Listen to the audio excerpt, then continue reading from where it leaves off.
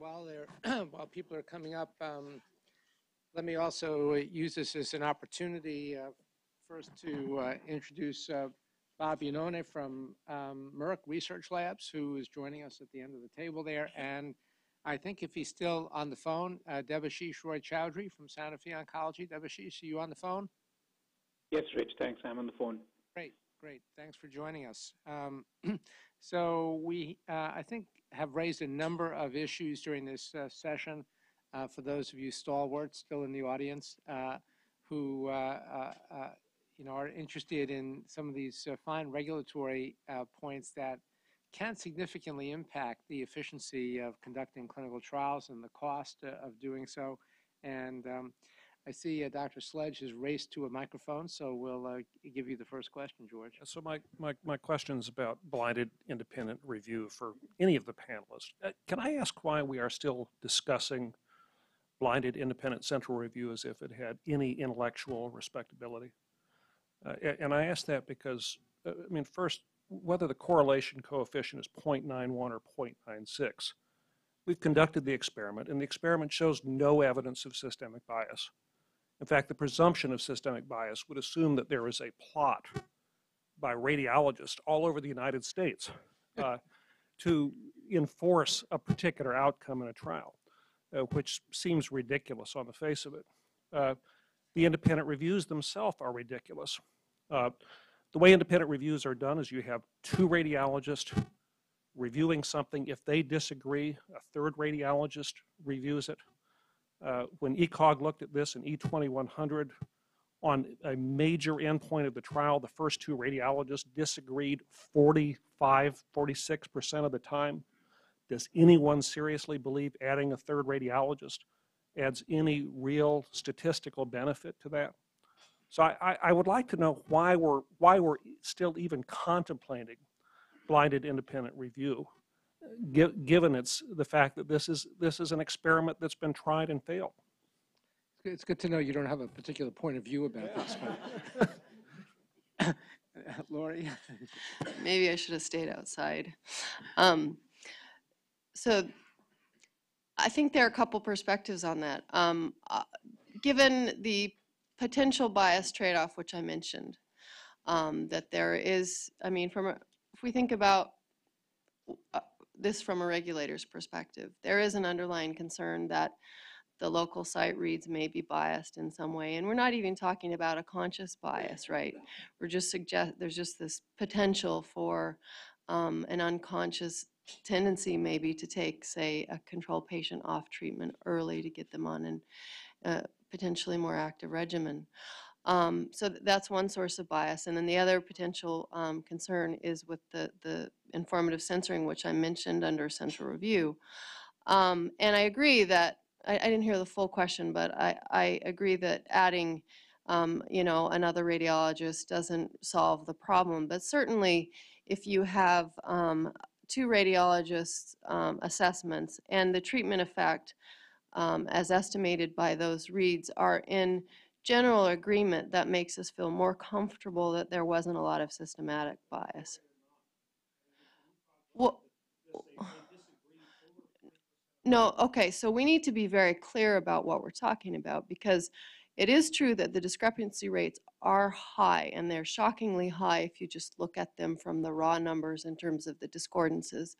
But really, what's most important is the hazard ratios, our estimates of treatment effect. And what we've shown in my paper in JCO and in the subsequent papers that have followed doing these meta-analyses is that in spite of those high discrepancy rates, the hazard ratios are in general agreement. So I think looking at the discrepancy rates alone is not really the answer we're looking for. So does that answer your question? I mean, Lori, maybe I could, just. I was just going to say, it seems though that you're supporting George's point of view, because forgetting about the discrepancy rates, the bottom line seems to be that the trial outcomes rarely change, whether there's independent central review or local investigator review. And that would seem to be supported by all the meta-analyses and so on that you showed. So if the trial outcomes don't change as a result of the blinded review, then what is the value added of doing the blinded review? Okay, so but I want to be clear about that the discrepancy rate in and of itself doesn't really inform us about what we're really interested in terms of the treatment effect. I think one can take that position, but certainly there was a lot of concern amongst the ODAC members about the need for the threat of the central review. There was one case in the recent paper that was written and will be published by FDA staff, in which there was a clear discrepancy in the carcinoid case, and maybe Dr. Pazzer can discuss that. I think that's one example of why this might be needed from a regulatory perspective. We're after one thing. Is there a bias or isn't there? And what is the least burdensome way of doing this? Okay, and that's why we had this entire ODAC meeting on what is the least burdensome way of showing that there is not a bias present.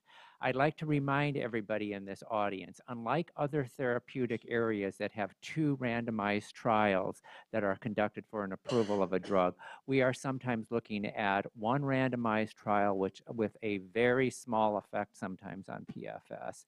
And therefore, we have to make sure that there is not a bias presence. And so what we're after is not what is the discrepancy between the arms, so to speak, or in readings on an individual patient basis, I should say, because if anything, that would, the noise would just reduce the probability of showing a difference between the arms. But our true interest is there a bias that is present here? And we have a regulatory obligation to make sure when we're dealing with one trial that there isn't a bias here, and what is the least burdensome way of doing that? And that's why, for example, if the trial is truly blinded, we said, you don't need this at all. You know, there won't be a bias here. So if the trial is blinded, you do not need a third party or second party to take a look at it. However, if we're looking at an unblinded trial, and that's usually the cases in oncology trials because of the differential toxicity between arms, one has to have some comfort that one has a true finding here and there isn't an emergent of bias. And what is the least burdensome way of doing that? And that's why we're looking at these alternative mechanisms. The case that you presented is a very illustrative case of the carcinoid example, where you had a data safety monitoring committee recommending the closure of the study for the early demonstration of efficacy, and another group reading it saying that the study should be closed for futility. Okay, so you had diametrically opposed opinions regarding PFS here, and that really demonstrated to us that a bias did creep into the study, and the study was uninterpretable. Why can a bias exist? And I think you pointed out it's not intentional, but many times people come in with the feeling that an experimental arm may offer a benefit to patients. So there is a loss of equipoise here in the design of the clinical trial or in the investigators that are conducting it, and they may take patients off earlier on a given drug or on the thought to be effective therapy, leave the patients on longer. But here again, the emphasis is not on the numbers, but is there a bias here? So, Sandra, I think I interrupted you. Well, just to follow up on that. Press it one more time. Sorry. There you go. You're good now. Okay, I'm good. Just to follow up on that, I think the the theoretical and intellectual discussion about bias is well taken. On the other hand, the data that we've actually seen are relatively compelling that systematic bias does not exist.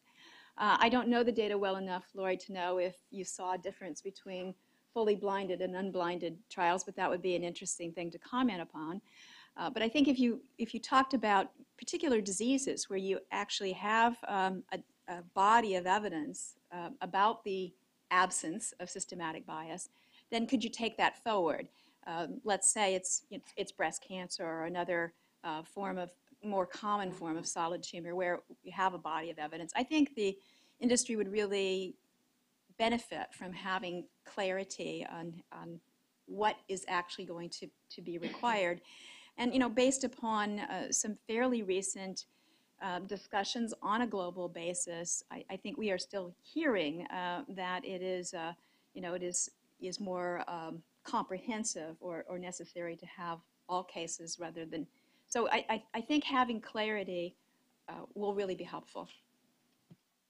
Lori, I just was going to ask if there was anything about the carcinoid trial that put that at risk by design for bias, or anywhere else in the literature, for example, did it allow crossover to the experimental arm? Or are there certain You're not trying to study leave, design- are you, Dr. Pastor? Okay. Actually, I can't speak to that. I didn't, I provided input on that paper, but I actually didn't have access to the trial data, so I don't know the specifics of it. I will say that it was no surprise to me that it was carcinoid, because speaking with oncologists, I know carcinoid is a particularly difficult trial to evaluate progression. And I don't know if it was actually systematic bias or if it was just the presence of a lot of measurement variability that actually drove the difference between the two. So to Sandra's point, maybe depending on the disease or the study design, you know, we're at more or less risk for bias, and we might accept maybe a different strategy for how to monitor for the bias.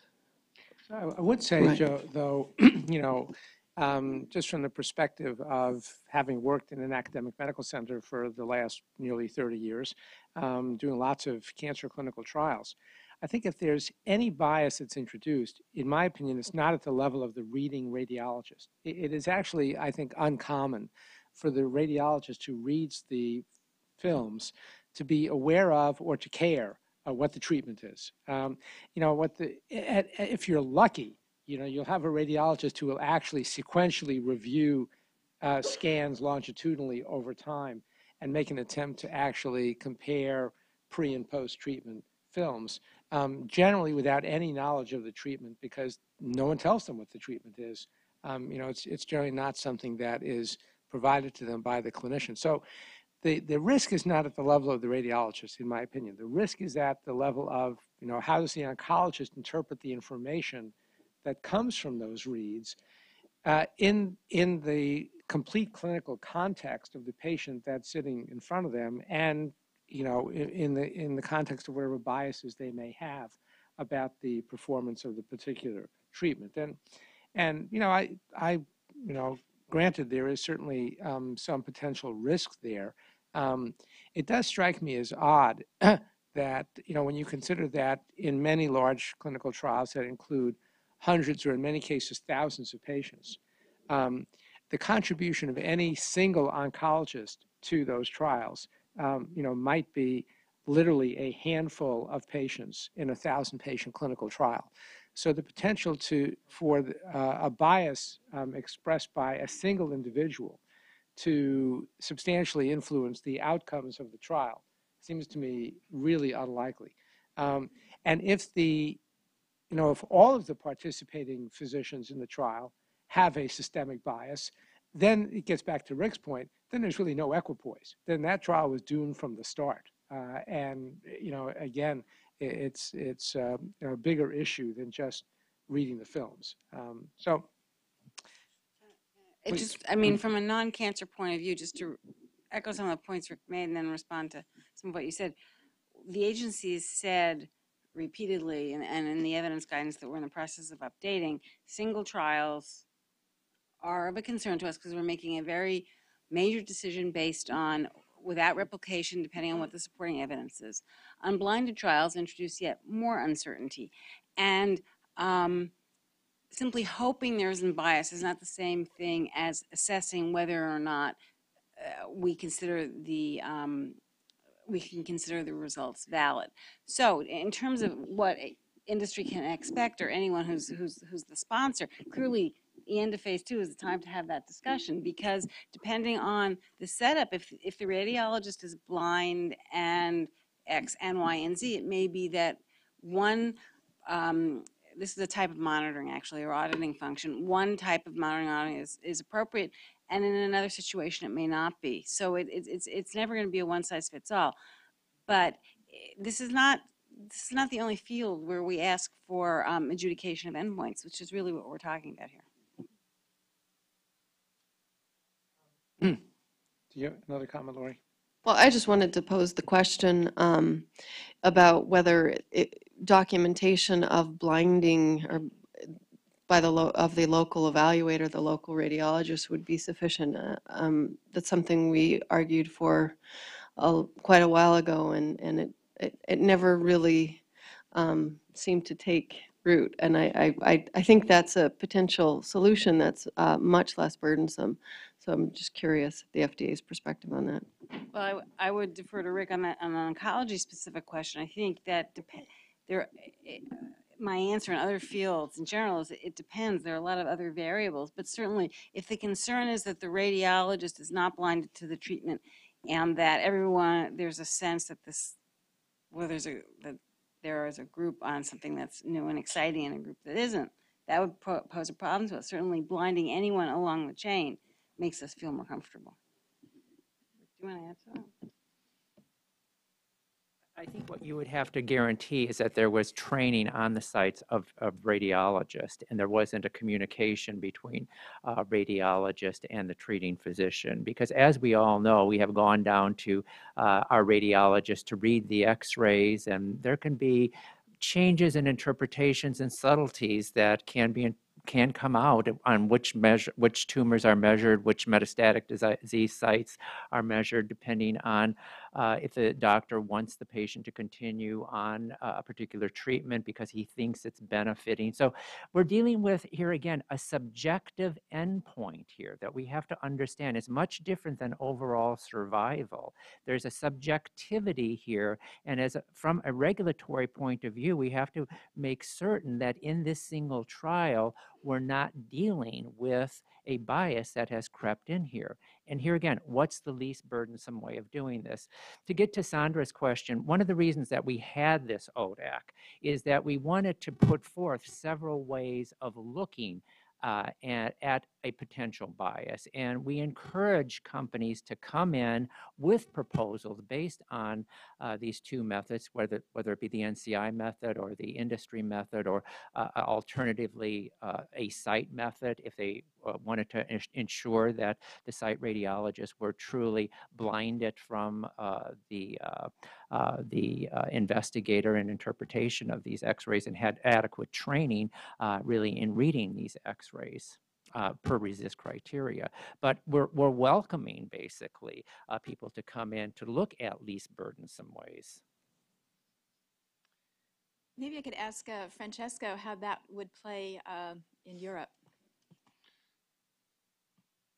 If you look at our current position, the fact that we're not ready to scrap away completely a blinded independent review, but we're simply open to approaches, means that we're, as in typical regulatory way, proceeding step by step. And I think I'm actually confident that the whole audit approach will evolve very quickly as soon as we gain experience, particularly how to use it, when to not use it, what are let's say the risk factors. Obviously, I think the more you can blind, the better. So blinding the local evaluation is an excellent proposal. When we discussed it, we were thinking more along the lines of, we're trying to simplify things here. Let's not put all the effort that we were putting before in blinded independent central review now in training and monitoring of the local evaluation and the firewalls between the radiology and the clinical oncology. Let's be careful that this must not result in equal inefficiencies, let's say. But otherwise, it makes a lot of sense. The more blinded, the better. So, Debasish, if you're still there, since we can't see you raising your hand and trying to seize the microphone, I wanted to give you an opportunity to make any comments you might wish to make on any of the topics that we've been discussing in this session. Rich, thank you very much. I can very, very productive presentations and touched on a lot of topics. I just wanted to maybe touch upon a few points. and I'll come back to this blinded review at the end, having gone through a few approvals of and discussions with the FDA on that. But before I go there, I just wanted to highlight a few points that came up. One, I think we absolutely have to move forward as quickly as possible to simplify our clinical trial process, not only to improve quality and reduce time, and you've touched upon a lot of the things with regards to what is being collected, how it is being collected, who's reviewing it, who's auditing it, and re-reviewing it, etc. But I think some of it is driven, and I think Sandra touched upon it, and maybe some others touched upon it, by a paranoia about regulatory needs that the industry has. And some of it is actual regulatory needs. We certainly cannot solve all of this by guidances. And so one of the points I wanted to bring up was, how can we have more discussions between the regulatory agencies and the sponsors, especially on molecules or projects or clinical trials that have been designated as fast track or that have been designated as breakthrough therapy, for instance. Can there be more discussions between the regulator-sponsored and the clinical trialists such that we can actually cut through and reduce the timelines that were shown by Jeff? Can we make them even shorter than that? So, and I'm sort of commenting on the topic that we were asked to comment on, which is regulatory timelines, clinical trial systems, and what does the industry want there. The second area is, in this area of simplification of clinical trial process and improving quality and reducing time, is PI commitment. Principal investigator commitment, in my now nearly 14 years of experience in the industry as I've been working in the US, has gone to, I think, an all-time low, except, of course, if it's a very sexy drug and the principal investigator wants to work on it. We currently have, and I can speak about Sanofi, I can also speak a little bit about GSK, and I know some of the Lilly stuff Lilly data that I worked on.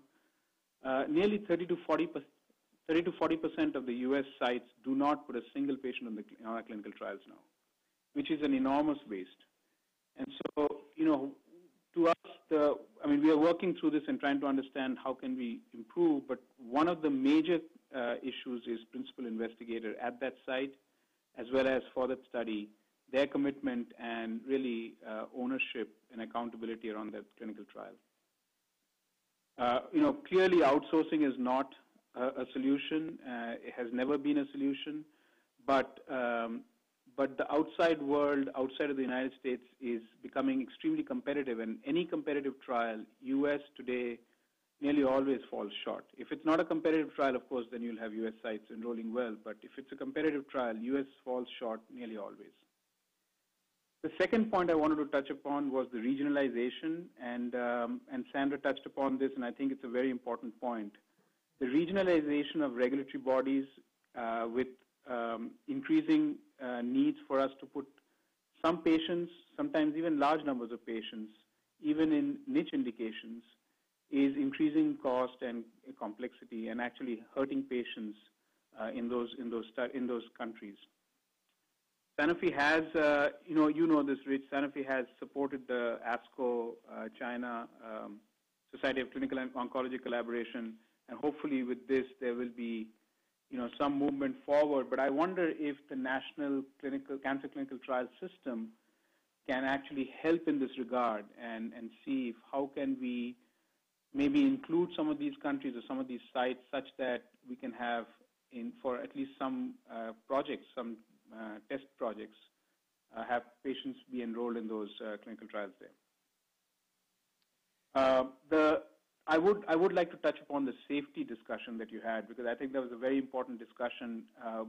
We were involved in the initial parts of the discussion with the FDA Pharma committee, and I think it's very important results. However, these results came at a time when we understood those classes of agents quite well. And there was a lot of information over many decades on those classes of agents.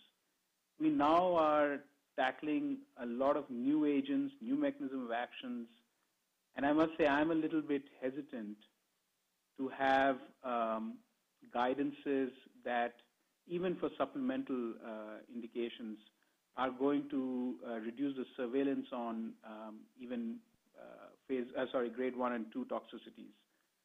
So I have a little bit of a counterpoint out there, which is not what the group said, and there are some, there's one other issue that we face in the industry for oncology. We work in large companies that look across multiple therapeutic areas, and our SOPs are reflective of all the therapeutic areas. So unless the FDA and EMA come up with very clear guidances that separate oncology clinical trials from the rest, our SOPs will reflect a very general guidance, and when an audit committee comes, they're going to reference our SOPs. They're not going to reference guidances from the regulators, and therefore we then get stuck with our SOP and how we collect data. So I think unless we have very, very clear guidances, we will continue to see collection of data, safety data that may look to you as being superfluous and being overcautious. And then finally, the point on this independent review. Dr. Pazzer has touched upon the point of bias, and the question is how can we satisfy the regulators that there is no bias? The independent review process, I don't think, actually has satisfied the regulators.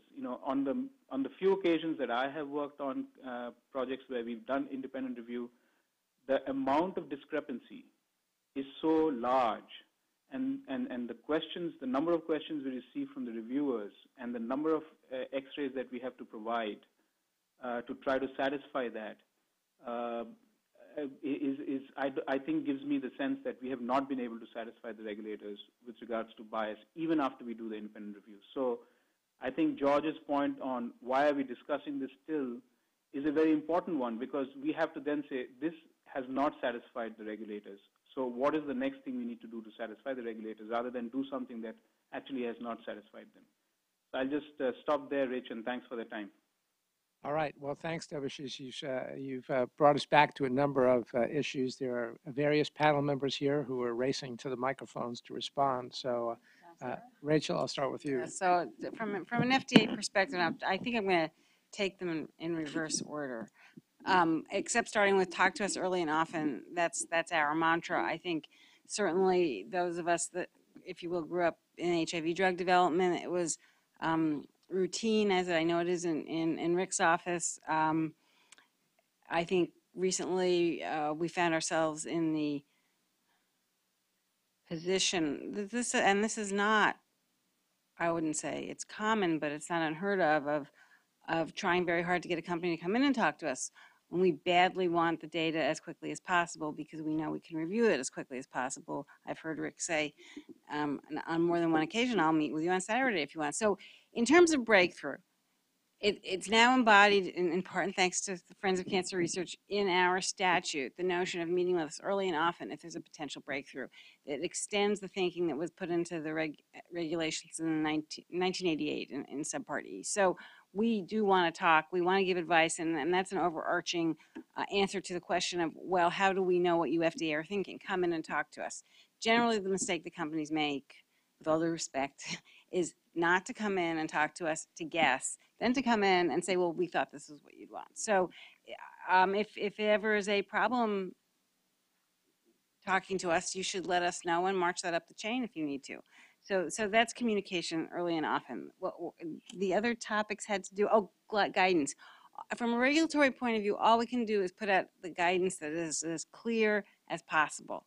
If your internal SOPs or your corporate policies and procedures do not allow you to follow our guidance, there's not a lot we can do about that. We can and have been rightfully criticized when we don't provide clear guidance, but when we do, we really do hope people take it seriously. It's very carefully considered, and almost always in a multi-stakeholder setting.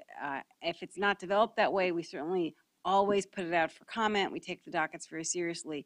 This is the way we see trying to advance the science, trying to protect patients, not in that order, I would flip them, and also trying to modernize the clinical trial system, which we know is woefully cumbersome and inefficient.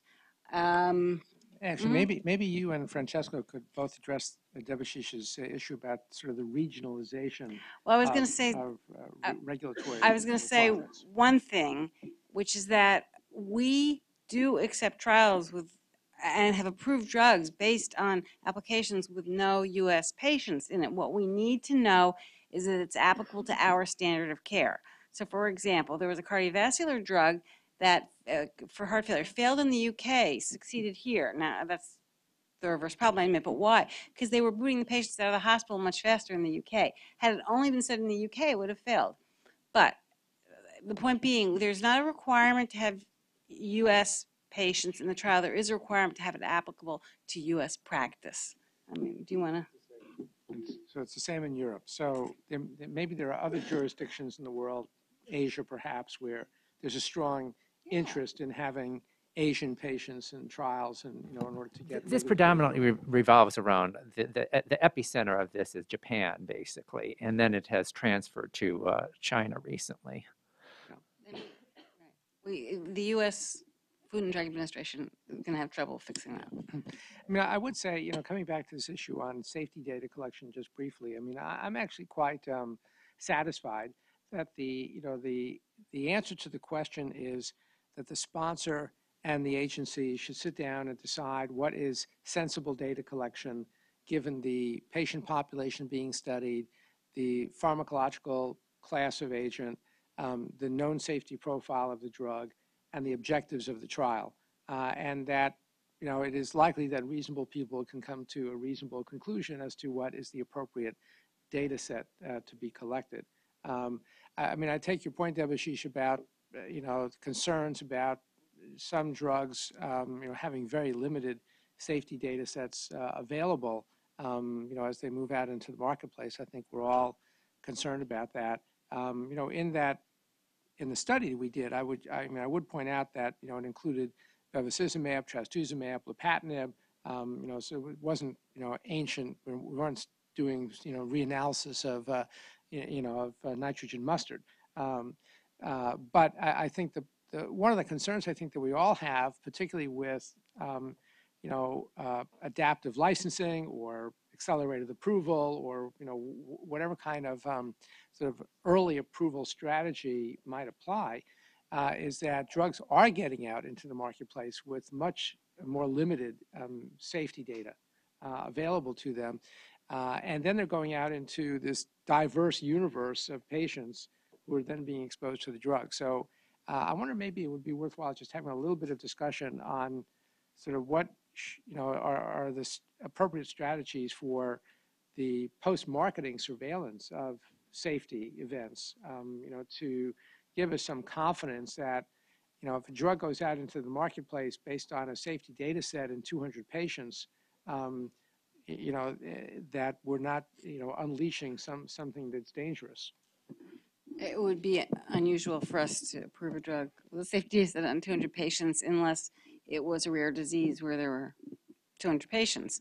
There are a couple strategies. When we have built the Sentinel system, although with no additional resources. And someday, if this country really achieves what we need to achieve, clinical care and clinical research will be intertwined, and then this won't be a problem. But currently, it is a problem. So we need to carefully track events. We need to, it's all the things we've talked about all along. It gets a little easier with electronic data, but not a lot easier. Encouraging the practice community, obviously, to report, but it's correct. If we approve a product earlier in the development cycle, so the fewer people have been exposed, we will learn things in the post-market setting. That's, however, always true. It always goes into a much larger population. The question is it going to a much more vulnerable population, and so forth. And our major step in recent years has been to try and take advantage of the electronic data that's available in claims and increasingly in electronic health records. One question to you about that. Have you thought about, I'm sure you all have, but there's seems to be an assumption that information that's available in electronic medical records is somehow going to be more reliable than information that is available on paper records. And I'm not so sure, based on my experience in rolling out our electronic medical record, that one can have confidence that that's the case. No, the only group that seems convinced of that is the U.S. Congress. They are convinced that these data are perfect, and one pushes a button and boom, we have an answer, and it's very, very simple. No, we can tell. I can tell you with absolute conviction that our experience with Sentinel has confirmed your suspicion. It's not, but the trick is what we did do right was create a distributed network so the data stay with the data holders, generally the insurers, who know their data and know the limitations and know that they changed their coding in 2010, and that's why all of a sudden everyone has a new diagnosis. And we just have to be absolutely vigilant to the quirks of the electronic data and everything else, including missing data and so forth.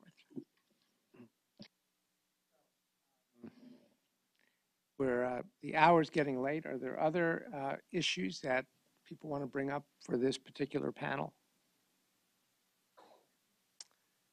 Hearing none. Sorry, Bob, did you have comments you wanted to make? Not on the topics that were raised. I guess if I were asked to come up with some take-homes from my perspective for not only today but for the meeting overall, is that there are many opportunities for partnership that the collaboratives can really enable. And a couple of things that stood out for me in the context of cooperative groups had to do with studies that industry wouldn't necessarily prioritize. So rare diseases, and I see Peter Adamson's left, but Greg is still here. As a pediatric oncologist, this is all of pediatric oncology, and so beyond the legislation that's been enormously helpful, having CTAP prioritize pediatric studies earlier than maybe companies would have started with has been very, very helpful. I think other kinds of studies that maybe industry can do, but cooperative groups can do even better, such as novel combinations, especially when the novels are from different companies. So you see this in the context of CTAP, certainly, but other cooperative groups are able to get contributions from industry to provide pre-marketed compounds.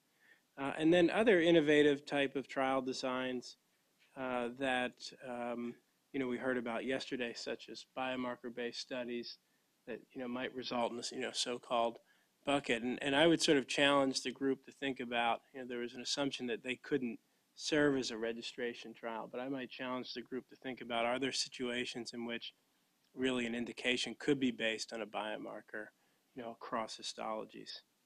And then maybe also to pick up on some of the comments this morning about private foundations.